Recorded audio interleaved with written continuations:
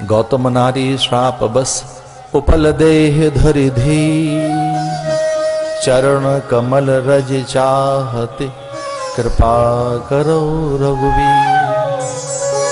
गौतम नारी श्राप बस, जिस पत्थर को आप देख रहे हैं टकटकी लगाकर, हे राम, हे प्रभु, ये गौतम नारी है। गौतम नारी श्राप बस। कल्पना तो करके देखो, तो कोई आपसे, आपके अपने एक घंटे के लिए न बोले, आपके घर में आपसे कोई अपने एक घंटे के लिए न बोले, आप कितने व्याकुल हो जाएंगे। एक कोने में बैठा दिया जाए आपको एक दिन भर के लिए, सब मुंह फेर लें आपसे, आप कैसे हो जाएंगे? पत्थर जैसे। फिर कोई कभी ना बोले आपसे, आपके अपने न बोलें आपसे, खग मृग न बोलें, जीव जंतु न बोलें। गौओं का झुंड चला तो गया था वहां से, वो कितना भयानक श्राप। मयूर उड़कर चले गए, कागा उड़ गए, कपोत वहां रहे नहीं। वो सुख सारिकाएं जिन्हें वो ऋचाएं पढ़ाती थी अहिल्या, वो भी वहां कहां रही? मीन इसलिए नहीं रही कि जल सूख गया, न कोई फूल थोड़ी खिलते थे। इतना भयानक श्राप अहिल्या के पास, उनके पति का। क्रोध जानते हो क्या है? एक हिंसक वृत्ति है, मारक वृत्ति, दाहक वृत्ति।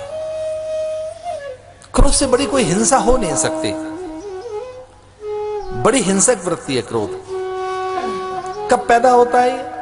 जब कामना की पूर्ति नहीं होती, हित पर चोट लगती है। जब कामना की पूर्ति नहीं होती, जब आपके भीतर में कोई कामना है और वो पूरी नहीं हुई, तब क्रोध आता है। अहिल्या के अनिंद सौंदर्य को देखकर एक बार इंद्र उन पर आसक्त हो गए और अहिल्या की निकटता के लिए गौतम जैसा वेश बनाया। ये भारत की नारी ऐसी है जिसके पास में अनिंद सौंदर्य है, लज्जा, शील, संकोच, परंपराओं के निर्बंध, सिद्धांतों का अनुगमन, मूल्यों से कभी संधि न करने वाली नारी बहुत सुंदर दिखती है। लज्जित होती हैं अप्सराएं, सुरबालाएं, देवललनाएं, रंभा, तिलोत्तमा, उर्वशी आदि अपने भीतर में सौंदर्य को फीका पाती हैं। लज्जित होता है उनका मन। एक ने तो 3 देवताओं को धकेल दिया, ये कहकर जाओ। एक वृत्ति ने 3 देव, ब्रह्माणी, रुद्राणी, रमा के कहने पर तीनों देवता धरती पर उतर कर आए। अनसुईया से इतना बड़ा बदला लेने के लिए, पता तो लगे कैसी है, देखें। द्वार पर जाना, भिक्षा मांग कर आइए, और वो नारी दुधमुहा बच्चा बना लेती है। चतुरानन का चातुर्य, पंचानन की पवित्रता, विष्णु का विस्तार, सब सिमट कर रह गया। बौने बन गए, 6-6 महीने के बच्चे। भारत की नारी ऐसी बड़ी सहज अहिल्या, कोई दोष नहीं। यज्ञ में आहुति डाल रही है, यज्ञ की जो आहुतियां, ज्वालाओं से एक तेज। इंद्र ने देखा कि ऐसा तेज, ये अलौकिकता, ऐसी दीप्ति, ये आभा, मस्तक पर ये प्रभा, ऐसा अद्भुत आकर्षण जो सच्ची में नहीं, इंदिरा में नहीं, देव ललनाओं में नहीं, सुरबालाओं में नहीं। ये कौन नारी है?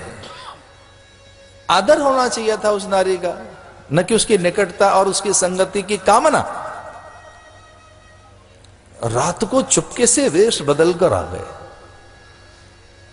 वैसी आकृति, अनुकृति, प्रतिकृति, वैसी आकृति, अनुकृति, प्रतिकृति, वैसे अनुरूप, समरूप, वैसा प्रारूप, वैसी देह, वैसे नेत्र, वैसी भंगिमाएं, चिबुक, हनु, ओष्ठ, वैसी भुजाएं, वक्षस्थल, ठीक उसी प्रकार का रूप। कब प्रकट हुए? जब अनायास अर्धरात्रि के समय ऐसा लगा गौतम को कि सवेरा हो गया। मुर्गा बोलने लगा, कुक्कुट का स्वर। भोर हो गई, आधी रात के समय। कमंडल उठाकर भागे।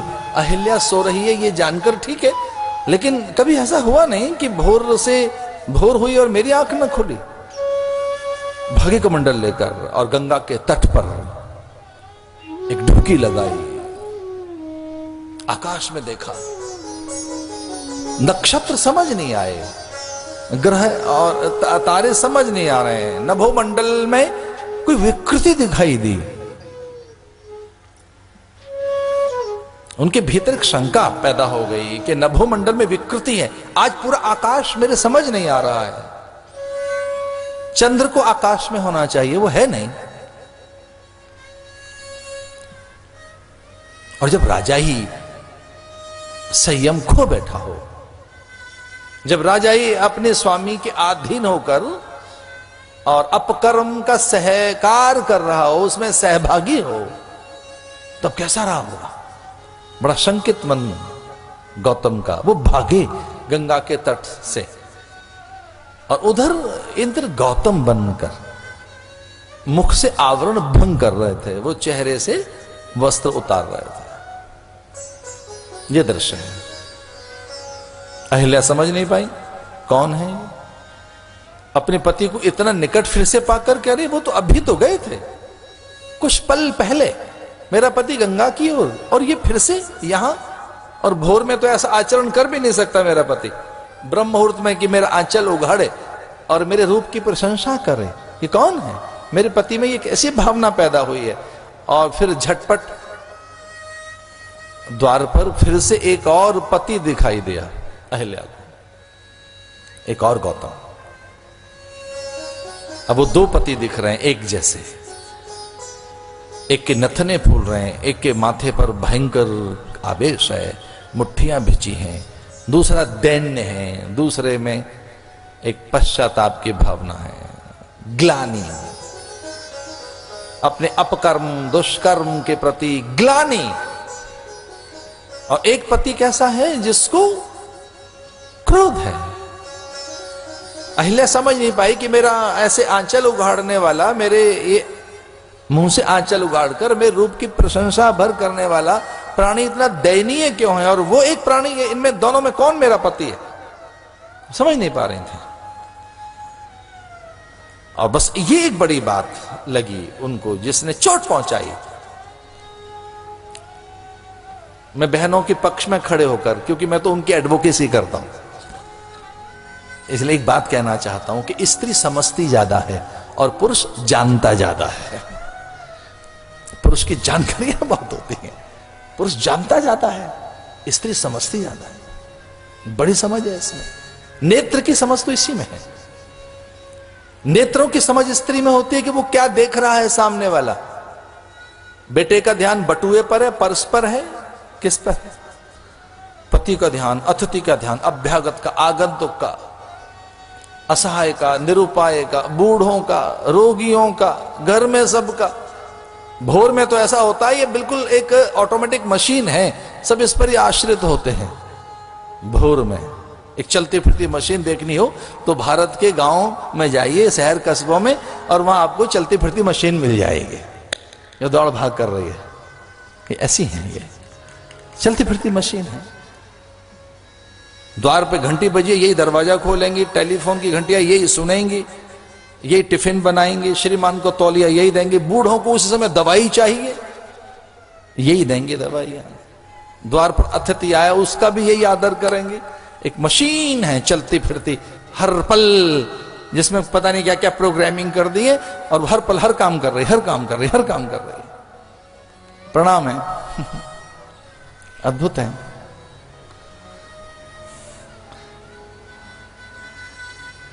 ये बात कहते हैं वाल्मीकि रामायण में गौतम कि तू दृष्टि नहीं समझ पाई, ये तेरा दोष है।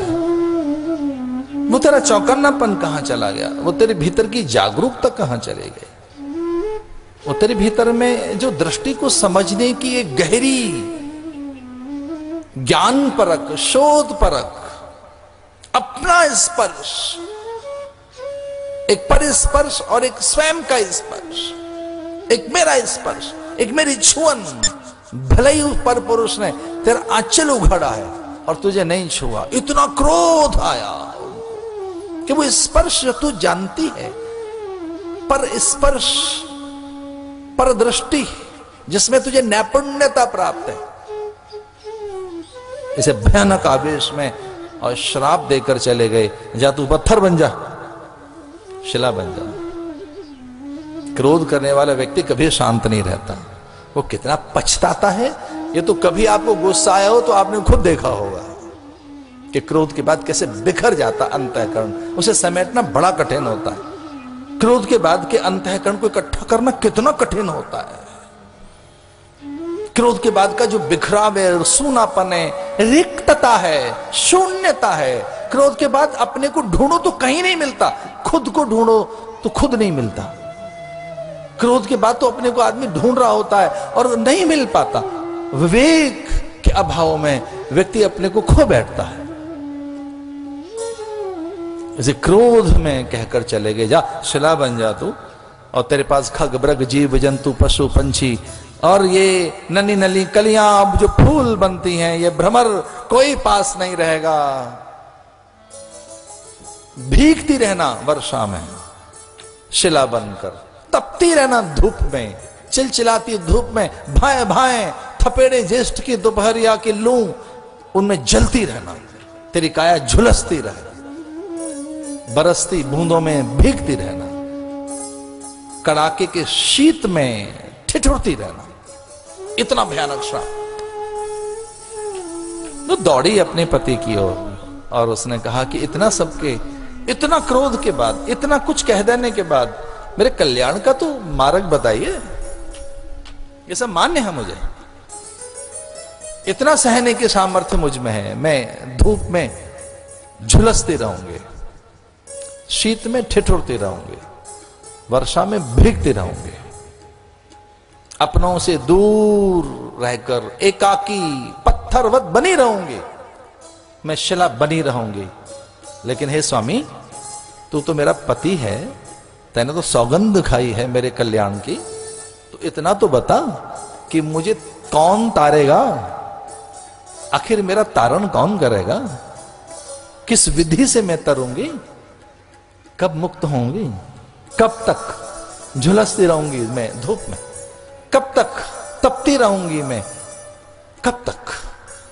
तो कुछ हृदय पसीजा गौतम का, कुछ भीतर में आर्द्रता पैदा हुई।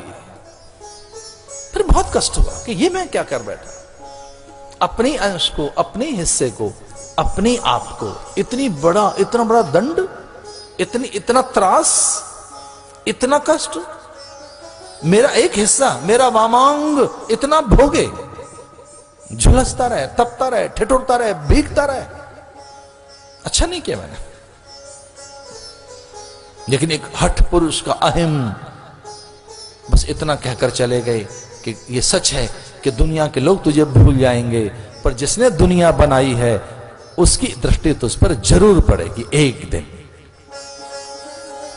जग तुझे बिसार देगा पर जगन्नाथ नहीं बिसारेगा तुझे। जिस दिन भी जगन्नाथ की दृष्टि गई तुझ पर, जिस दिन भी जगन्यंता ने तुझे देखा, जिस दिन भी जग वाले ने या जिसने दुनिया बनाई है उसकी दृष्टि तुझ पर गई, तेरा कल्याण हो जाएगा।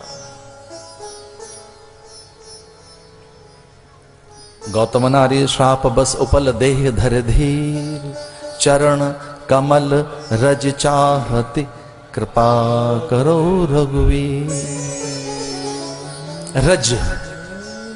रज गिरे, यही तो श्राप था कि जब तक उनकी रज न गिरे, रज कणिकाएं मृद कणिकाएं जब तक उनके चरणों की तुझे नहीं छुएंगी, तेरा कल्याण नहीं होगा।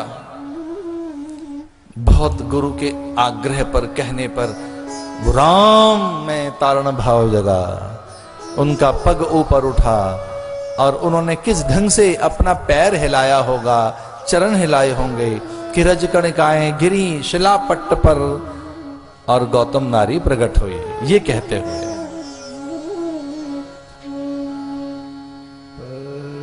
सत पद पावन सो कन सावन प्रगट भई परसद पद पावन सो कन सावन प्रगट भई देखत रघुनायक जन सुखदायक सन्मुख हाथ जोड़कर नारी कहने लगी कि हे देव, तेरे स्पर्श से मुझे फिर से जीवन मिला है। ध्यान रखना, कई बार अपनों का स्पर्श जीवन दे देता है। अपनों का स्पर्श, बहुत दिनों के बाद बेटी आए ससुराल से और मां के अंक से लिपट जाए तो मां उसके स्पर्श से अनुमान लगाती है कितनी सुखी दुखी है।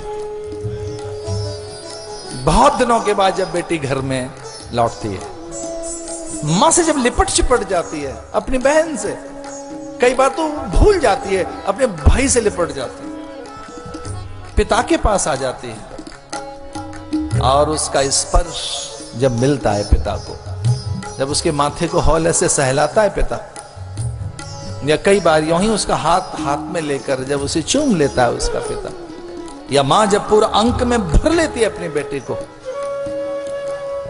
तो वो जान जाती है कि बेटी का दर्द कितना, इसके अभाव कितने, ये कितनी सुखी है, ये कितनी दुखी है।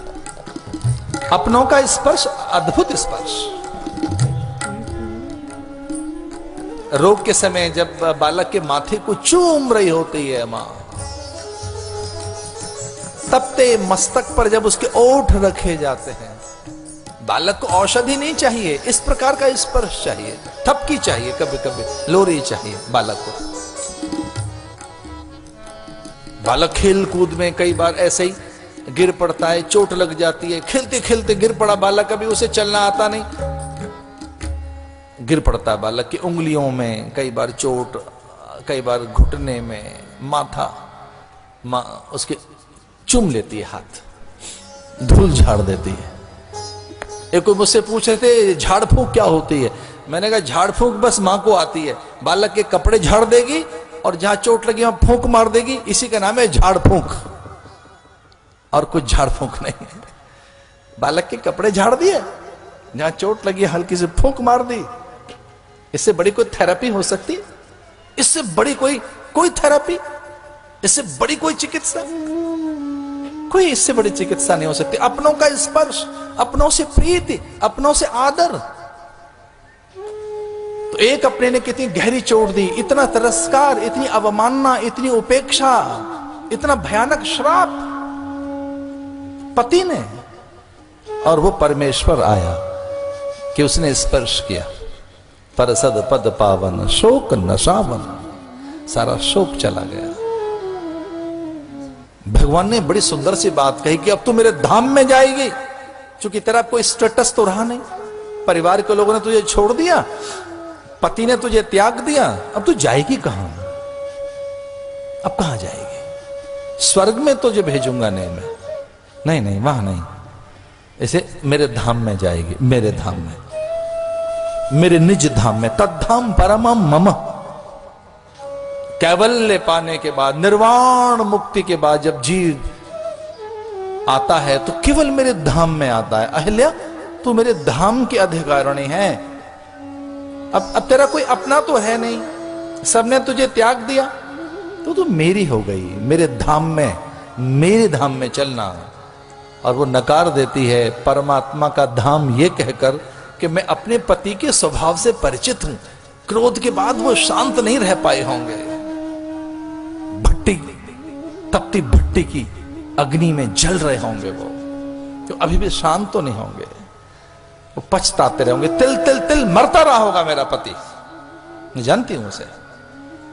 इसलिए हे देव, अगर सच में ही आप मुझ पर दयालु हैं तो ऐसा करिए, जहां जिस लोक में मेरा पति है बस मुझे वहां भिजवा दीजिए, मेरे अपने पति के पास में, ये भारत की नारी है जिसे प्रणाम करने को मन करता है। मैं आपके धाम में नहीं जाऊंगी, नहीं नहीं नहीं, तब तक नहीं जाऊंगी जब तक उसे शांत न कर दूं। इसलिए राम ने भी प्रणाम किया, धन्य हरि तो अहिल्या। बोली मैं वहीं उसी लोक में जाना चाहती हूं। गई पति लोक आनंद भई। राम ने कहा कहां जाना चाहती है? पति लोक में। वो जिस भी लोक में है, जहां भी है, वहीं मुझे भेज दीजिए। कभी कभी कथा इसलिए भी सुननी चाहिए। आदर्श, त्याग, अपनापन, प्रीति, माधुर्य, संबंधों की निकटता, इसी से तो पता लगेगी।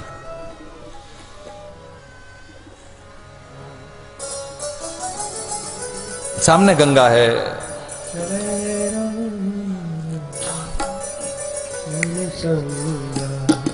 चले राम लखन मुनि संगा, गए जहाँ जग पावनी गंगा। चले राम मुनि संगा,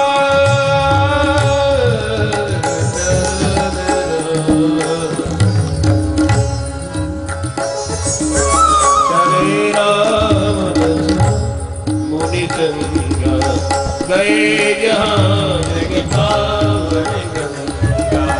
गादि सोर सब कथा सुनाई, जय प्रकार सुरसरी मैया। जय राम मुनि संगा। अहिल्या उद्धार के बाद जो कुछ सामने है, तुलसी बाबा लिखते हैं गंगा सामने है। गंगा सकल मुद मंगल मूला, सकल मुद मंगल मूला, गंगा सकल मुद मंगल मूला। गंगा सकल मुद मंगल मूला, सब सुख करनी हरनी भवशूला। सब सुख करनी हरणी भवशूला।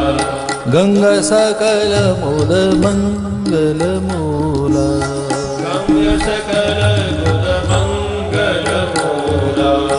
सब सुख करणी हरणी भवशूला। गंगा सकल मुद मंगल मूला,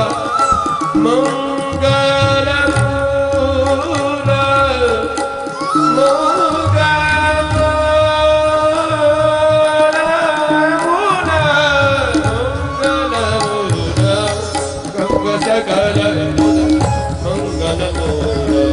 गंगा सकल मुद मंगल मूला। सब सुख करणी हरणी भवशूला। सब सुख करणी हरणी भवशूला। सब प्रभु ऋषि समेत नहाए, विविधि दान मही देवन पाए। गंगा सकल मुद गंगा सकल मुद मंगल मूला। गंगा का स्नान, यमुना का आचमन, कहते हैं नर्मदा का दर्शन। इतनी महिमा है नर्मदा की। गंगा का स्नान, यमुना का आचमन, नर्मदा का दर्शन, नर्मदा के दर्शन। धन्य आप भी, आपके यहां भी वैन गंगा, ये मां गंगा तो यहां भी है। गंग सकल मुद मंगल मूला, सब सुख करने हरने भव शूला। भगवान के साथ ऋषियों ने स्नान किया, ब्राह्मणों को दान, और फिर भी नहीं बताया राम को कि अब कहां निकलना है। ये एक अनुशासन की बात है। अब वहां जा रहे हैं जहां आमंत्रित नहीं है, अब वहां जा रहे हैं जहां से बुलावा नहीं आया है, और सबको तो बुलावा भेजा गया है। उस नगर की ओर प्रयाण, उस नगर की ओर प्रस्थान है जहां अंग बंग कलिंग, वीरमान भूमि, उत्कल, मालव, मगध, कुरु, पांचाल, सौराष्ट्र, महाकौशल, विदर्भ, दक्षिण के अन्य और राज्य, उत्कल, बंग, पूर्वोत्तर प्रदेश, पश्चिमोत्तर, हिमालय की तलहटी के और दूर वो गांधार। वाल्मीकि रामायण में देखें तो तुर्कमेन, उधर टर्की तक, वो पूरी की पूरी जोग्राफिया समझ कर देखो वाल्मीकि रामायण के हिसाब से, तो वो दूर ईस्ट यूरोप तक भी निमंत्रण भेजे गए। अंग, बंकलिंग, कुरु, पांचाल, मगध, माधव, मालव, महाकौशल, कच्छ, भुज, सौराष्ट्र, महाराष्ट्र, द्रविड़, उत्कल, वीरभूम, पश्चिमोत्तर और पूर्वोत्तर प्रदेशों में जनक के द्वारा चिट्ठियां, जनक के द्वारा निमंत्रण सबको कि कोई ये धनुष उठाकर तो दिखाए जैसे मेरी बेटी उठा लेती है, सीता जिसे उठा लेती है। शपथ खाकर बैठ गए, प्रतिज्ञा लेकर बैठ गए कि जो इसे उठा लेगा बस मेरी पुत्री उसी के गले में जयमाला डाल देगी। राम से कहते हैं गुरुदेव कि चलो विदेह नगर चलें। एक अद्भुत प्रसंग है वहां। विदेह नगर, देह से परे रहने वाला प्राणी है वो, देह में नहीं रहता, मन बुद्धि चित्त चेतना से पृथक का प्राणी है, उस परिधि से पृथक रहता है, देह की परिधि से भिन्न कहीं दूर आनंद में रहता है। कभी ज्ञानी के गांव में जाकर तो देखो, ज्ञानी के गांव में क्यों, उसके घर में जाकर देखो, समाधि मिलेगी आपको, आनंद मिलेगा, अनुराग मिलेगा। बड़े संयम में जीने वाले किसी प्राणी के पास कुछ पल भर तो बैठकर देखो, प्रसन्नता से स्नात हो जाओगे, प्रकाश स्नात, नाचने को मन करेगा, मीठे मीठे अनुराग, आनंद, गुदगुदी सी लगेगा, सब कुछ मिल गया आपको। लगेगा कि हिमालय से उच्चता आपके पास है, सागर से गहराई आपके पास है। लगेगा समुचित धरा के बादशाह आप हैं, पूरा ऐश्वर्य और उसके भोक्ता एकमात्र आप हैं। एक बार किसी ब्रह्मज्ञानी के पास बैठकर तो देखो, कुछ पल के लिए। साधुनाम दर्शनम पुण्यम, जिसने अपनी इंद्रियों को साध लिया हो, जिसके भीतर कभी भोगेच्छाएं न जगती हो, संसार सदा के लिए जिसका खो गया हो, जिसके भीतर में धुधु करती वैराग्य की अग्नि जलती हो और समूची कामनाएं पल पल में वहां उपज कर ढेर होती रहती हो, किसी ऐसे वीतराग, किसी ऐसे तत्वदर्शी के पास जो श्रोत्रिय हैं, ब्रह्मनिष्ठ हैं, उनके निकट बैठकर तो देखो एक बार, बिना किसी कारण के समाधि सी भागती चली आएगी आपकी ओर, आपकी ओर समाधान भागता चला आएगा। अभी गरुड़ जी वहां पहुंचे कहां है, उससे पहले उनका समाधान हो गया। काकभूषुंड के आश्रम में पहुंचने से पहले ही समाधान हो गया। वो ज्ञानी के गांव में, ज्ञानी के नगर में जा रहे हैं, जहां इंद्रियों का शोर नहीं है, हल्ला नहीं मचाती हैं, जहां इंद्रियां हर पल बहिर्मुख नहीं है, जहां इंद्रियां चुप्पी है, जहां शांति है।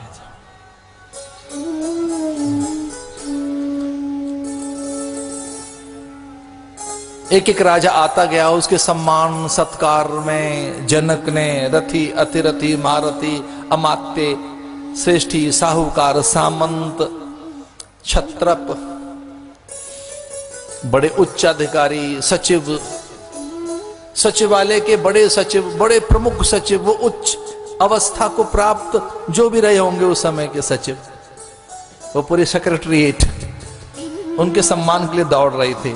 अब एक राजा आए, दूसरे राजा आए, तीसरे राजा आए, एक पूरा प्रोटोकॉल एक रहा होगा वो उस समय सबके सम्मान के लिए। वो तो कभी कभी हमारे लिए भी हो जाता है, जब हम लोग स्नान करने जाते हैं तो उसका नाम रख दिया शाही स्नान, कि भाई साधु जा रहे हैं, इनका एक स्नान। हमने पूछा शाही स्नान क्या होता है, तो फिर हमारे बुजुर्ग साधुओं ने बताया कि उस समय मुगल काल में मुगलों का जो बंदोबस्त था, उनकी जो व्यवस्था थी, जो एक गवर्नमेंट का प्रोटोकॉल था शाही घरानों का, उसका नाम था शाही स्नान। उनके प्रोटोकॉल में आपका स्नान हो रहा है, उस समय के ऋषि मुनियों, हमारे साधुओं का, उसका नाम रख दिया शाही स्नान। वो अब तक चल रहा है। लेकिन जो जो खुद नहीं पहुंचे, खुद नहीं, अभी खुद निकला नहीं है जनक। जनक ने कहा वो अभी आया नहीं जिसके लिए मुझे निकलना है, अभी नहीं पहुंचा है वो। सचिव जाएंगे, सेवक जाएंगे, अमात्य जाएंगे, साहूकार जाए, श्रेष्ठी जाए, क्षत्रप जाए, अतिरथी जाए, महारथी जाए। अभी अभी मुझे नहीं लगता कि मुझे जिसके लिए जाना चाहिए वो अभी आया है। वो ज्ञानी थे, समझते थे कि वो अभी नहीं पहुंचा है, अभी नहीं। और हां, अगर सीता मेरे पास है तो राम को आना होगा। सीता मेरे पास है तो राम निश्चित रूप से आएंगे। और हां, बिना बुलाए आएंगे, बिना बताए आएंगे, अपने आप आएंगे। भक्ति है तो भगवान आएंगे। भैया भक्ति संभाल के रखना, भगवान अपने आप आएंगे। श्रद्धा संभाल के रखो, गुरु दौड़ा चला आएगा। अरे जिज्ञासु बनो, मुमुक्षु बनो, क्वेस्ट, प्यास तो जगाओ जरा, प्यास जगाइए। और सांची प्यास जगी तो भागे चले आएंगे। वो ढूंढ रहे होते हैं वो। और मैंने तो यहां तक पढ़ा कुछ उपनिषदों में कि इतनी गहरी प्यास लेकर गुरु दौड़ रहा होता है, सच्चे शिष्य को ढूंढ रहा होता है। बड़ी प्यास लेकर गुरु ढूंढ रहे होते हैं। वो परमहंस होते हैं। और हंस में एक प्रवृत्ति देखी गई कि पंख में से मोती, कीचड़ में से मोती निकाल लेता है। कीचड़ में चौंच मारता है हंस और मोती निकाल लेता है। उसे पता है मोती कहां पड़ा। हंस दूध में से, दूध पानी में, दूध और पानी छोड़ देता है। हंस कीचड़ में चौंच मारकर मोती निकाल लेता है। ठीक वैसा ही जो परमहंस महात्मा होते हैं, वो संसार की कीचड़ में उलझने वाले जिज्ञासु को चुपचाप निकाल लाते हैं। ऐसे निकाल लाते हैं उसे। भक्ति मेरे पास है, जनक जानते थे। सीता मेरे पास है, राम को आना होगा, राम आएंगे।